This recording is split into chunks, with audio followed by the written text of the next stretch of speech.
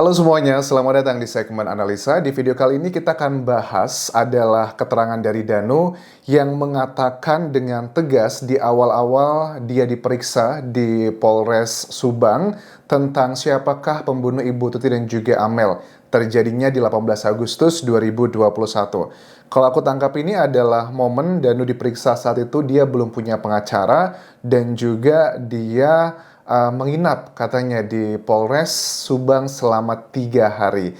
Ini aku dapatkan izin dari channel YouTube Subang Hijau. Bang Jack, terima kasih sudah membiarkan saya memutar perdana di sini ya.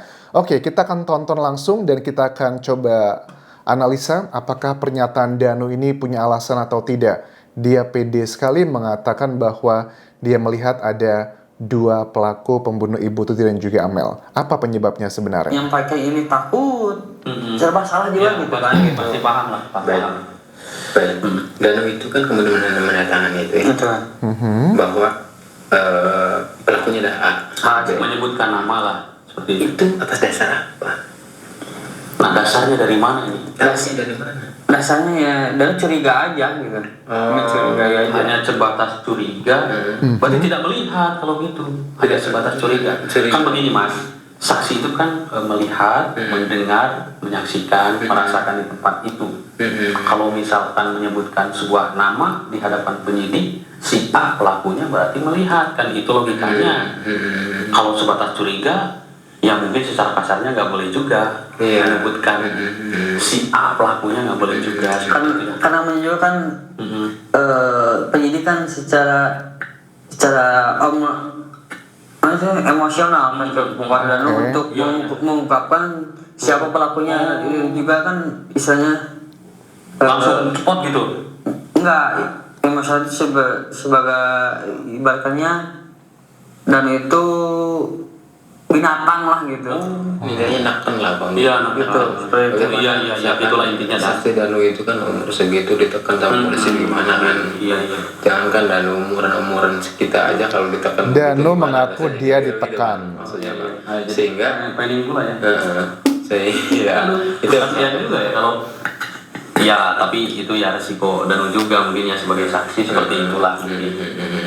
Tapi yang aneh tadi memang Kang Yahya yang menyebutkan sebuah nama hanya curiga. Kalau secara kasarnya ya nggak boleh juga seperti itu. ya betul. Tapi memang kalau di dalam ranah penyidik memang bebas berekspresi. Tapi kalau di luar sini kita memang misalkan online ya belum bisa. Nah tapi begini Bang, apa yang dicurigai dari saksi tersebut sehingga dan menyebut bahwa dia adalah pelakunya? Oke. Ya curiganya simpel sih Bang, ya dia ibaratkan dia punya istri lah gitu kan. Gitu kan. Maksudnya kayaknya Pak Yosep nih Selain punya istri kan? almarhum bibi lah gitu kan. Selain almarhum Itu kan bibi, cenderung oke. itu kan ada apa sih istilahnya kesirikan ibaratnya apa sih? Cenderung ke sana gitu maksudnya. Bukan apa sih soal Iri materi atau bagaimana gitu. ya mungkin iri materi sih kan ya seperti itu. Tidak, kalau masalah nama bahwa orang itu adalah pelaku tidak ada yang menyuruh atau ada? Tidak ada. Tidak ada, hanya Sebatas curiga. Sebatas curiga aja sih. Berarti mestinya Danu dalam menulis itu adalah pelakunya saya mencurigai dia. Iya. Emang bahasanya begitu? Iya. Mencurigai dia. Dan cuma mencurigai dia. Oh, bukan bahwa dia adalah pelakunya gitu. Bukan. Oh, gitu. Curiga bahasanya. Curiga bahasa. Kalau curiga gitu adalah dugaan, Bang. Dugaan. Asalnya obrolannya dengan penyidik ya. Iya, Berarti maknanya dugaan. Oke, alibinya curiga, bukan menuduh. Oke. Ditanya, siapa pelakunya gitu? Iya. Langsung menyebutkan Dia curiga gitu tadi. Kan setelah sebelum ke polisi itu kan lalu kan digigit anjing itu kan ya. Oh, digigit anjing Danu Itu ya. kan, di situ kan udah segala bahasa penyidik udah beda-beda lah gitu kan gitu. Berarti setelah tiga hari yang di Polres itu setelah anjing menggigit? Iya, seminggu kurang 2 minggu ya, seminggu. kurang nggak tahu lah lupa. Mana ada? Mingguan. Semingguan kalau Iya. setahu dari semingguan. Kenapa menurut Danu itu anjing bisa menggigit itu? Nggak tahu juga sih bang, dari juga kan Apakah pernah pakai helmnya? nggak pernah sih itu yang ada yang kun itu yang diendus sama anjing itu juga Danu nggak ngeh itu si anjing itu mengendus ke helm itu dan bereaksinya ke Danu gitu kan, dan juga kan nggak pernah pakai helm itu dan nggak pernah apa istilahnya pegang juga gitu kan gitu ya, pokoknya nggak pernah aja sih itu. Ya kalau yang Danu yang helm itu ada yang putih di kamarnya Ayori soalnya itu yang Danu yang full face itu yang Danu. Baik, saya ulangi, berarti ketika dikatakan Danu itu kata penyidik siapa pelakunya, berarti maksud Danu itu Danu mencurigai atau langsung menunjuk bahwa itu adalah pelakunya? Sebelum Danu menyebutkan itu kan Danu kan nggak mau mengatakan lah gitu, mau mengatakan maaf nih ya netizen atau pak polisi, cok bulu anjing tembak cok aing gitu. Ada masalah gitu. Ditekan ya gitu ya. Gitu kan. Lah nyari hati. Terus terpaksa suruh menyebutkan itu ya. Kenapa Danu kemudian menyebutkan dia, bukan yang lain? Nah, kalau yang lain siapa lagi bang? Gitu kan. Kalau yang bisa masuk ke sana kan siapa lagi kalau bukan dia gitu ya. Terima kasih nih Bang Danu atas keterangannya. Mudah-mudahan ini menjadi petunjuk sekali buat kita semuanya dan akan keinginan kita terjawab kemudian bahwa Oke, jadi ini adalah pertanyaan yang berkali-kali aku sampaikan setiap kali aku membuat video mengenai kasus Subang. Alasannya apa? Dari obrolan Danu ini kita bisa melihat bahwa indikasinya ini adalah ke Pak Yosep, karena ada statement dikatakan Danu tadi, ya Bibi punya suami, dia punya istri lagi, ya itu indikasinya adalah ke Yosep. Kemudian mengenai anjing tadi bahwa dia tidak pernah memakai helm atau yang lainnya, tapi kok saat anjing mengendus itu mengarah ke dia.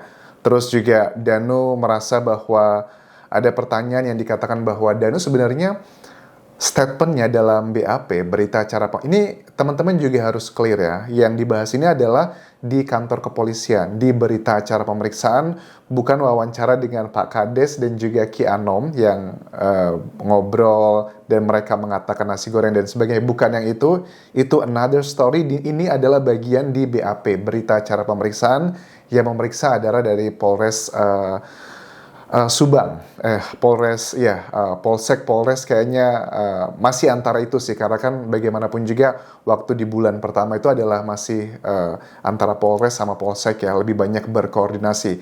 Baru setelah beberapa bulan kemudian diambil alih oleh Polda Jawa Barat. Dari situ dikatakan bahwa Danu sebenarnya kata-katanya dalam BAP tersebut mencurigai saksi A dan B atau menuduh saksi A dan B. Tidak ada jawaban yang pasti dari Danu, tetapi ini bisa dicek sih dari BAP-nya Danu yang awal-awal. Aku yakin harusnya dari Polda Jawa Barat, tim untuk kasus Subang ini, mereka sudah punya filingnya dari awal. Karena kan Danu sudah diperiksa belasan kali ya. Akan dicek nih, kan masalahnya adalah kenapa Danu tidak mau menandatangani BAP tersebut. Dan dia menganulir menuduh saksi tersebut. Kalau dibilang bahwa Danu tidak mengatakan menuduh dalam BAP tersebut, hanya mencurigai, menurut aku Danu pasti mau tanda tangan dong. Karena kan kalau cuma mencurigai ya nggak masalah, itu bukan tuduhan. Mungkin menurutku ya, Danu tidak mau menandatangani karena Danu sudah menyebutkan menuduh A dan B adalah pelakunya. Ya, itu adalah bagian yang kita nggak bisa pungkiri, tetapi harus kita akui, Danu juga ngerasa tertekan pada saat dilakukan pemeriksaan tersebut.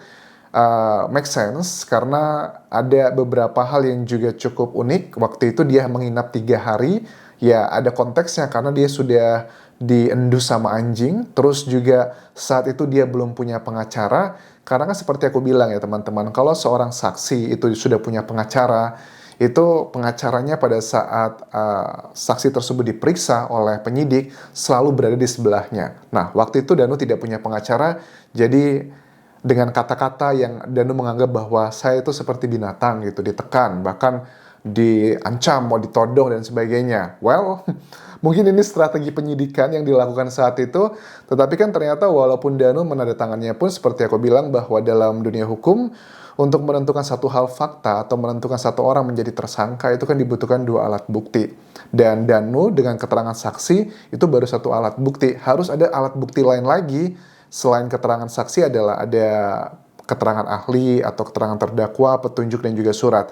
Kalau ada petunjuk atau keterangan ahli yang merujuk sama dengan saksi yang dituduh oleh Danu, orang tersebut seharusnya secara undang-undang sudah menjadi tersangka.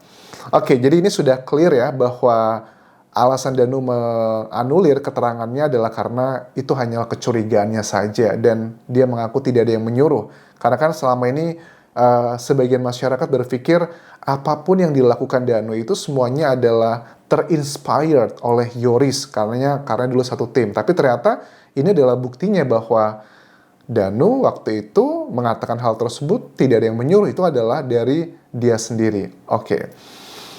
Oke, harus ini adalah menurut aku Danu dan juga Yosep akan diperiksa menurut aku untuk dilakukan konfrontasi sih seharusnya. Ya, terlepas hal yang dikonfrontasikan itu adalah masalah personal ataukah berhubungan dengan kasusnya. Tapi menurut aku perlu banget untuk penyidik dari Polda Jawa Barat yang mungkin akan melakukan pemeriksaan untuk Danu dan juga Yosep harus dilakukan konfrontasi. Dari situ kita akan bisa melihat ya sebenarnya apa yang terjadi. Nggak usah khawatir, Danu sudah punya pengacara, Yosep juga punya pengacara, artinya nggak mungkin mereka tuh berdebat akan, wah nanti gulat lagi Anjas. I don't think so, mereka punya pengacara masing-masing dan mereka juga sudah dewasa. Ada mungkin ketegangan-ketegangan, tetapi dari situ kita akan bisa menelisik lebih dalam apakah sebenarnya permasalahan itu adalah masalah pribadi ataukah berhubungan dengan kasusnya. Oke. Ya, sekali lagi ini adalah keterangan dari Danu doang. Untuk mengkonfirmasi semua itu adalah dari penyidik dari Polda Jawa Barat harusnya sudah ada. Mudah-mudahan penyidik atau tim yang nanti seandainya Danu akan diperiksa ya bisa menjadi referensi ya. Dicek lagi waktu pemeriksaan pertama, kedua, ketiga, BAP-nya Danu yang dianulir itu seperti apa? Apakah sama seperti keterangan ini? Kalau seandainya sama, mungkin ada yang bisa digali lebih dalam. Atau kalau ada yang berbeda, mungkin bisa menjadi petunjuk untuk melakukan konfrontasi berikutnya. Karena menurut aku ya, kalau sudah pemeriksaan saksi, sudah lebih dari 3 kali, apalagi sudah lebih dari 2 tahun, I don't think so. It's a good strategy to find out hal baru dari sudah belasan kali diperiksa. Danu tuh sudah belasan kali diperiksa, Yosep pun juga sama, Bu Mimin pun juga sama. Kalau aku menduga kuat sih bahwa Danu ini dari obrolannya, nama-nama yang disebutkan dalam BAP tersebut adalah Pak Yosep dan juga Bu Mimin. Apakah seperti itu? Ya, dugaanku sih mereka yang disebutkan. Tetapi at the end of the day, Danu tidak menandatangani BAP tersebut, yang artinya BAP tersebut tidak bisa dijadikan alat bukti karena Danu menganulirnya dengan alasan ini semua. Oke, apakah kalian percaya atau tidak? Itu adalah hak kalian. Tetapi mudah-mudahan ini bisa menjadi petunjuk untuk tim penyidik Polda Jawa Barat. Ayo dong Bapak Ibu, sudah lebih dari 2 tahun loh. Mau sampai kapan kasus ini nggak terungkap? Oke? Thank you sudah menonton. Sampai ketemu lagi di video berikutnya. Tinggalkan like dan juga komen. Subscribe channel YouTube ini. Follow Instagram dan juga Facebook page Kuliah Anjas Asmara. Terima kasih untuk channel YouTube Subang Hijau yang sudah mengizinkan aku untuk memutarkan video ini. Sampai jumpa.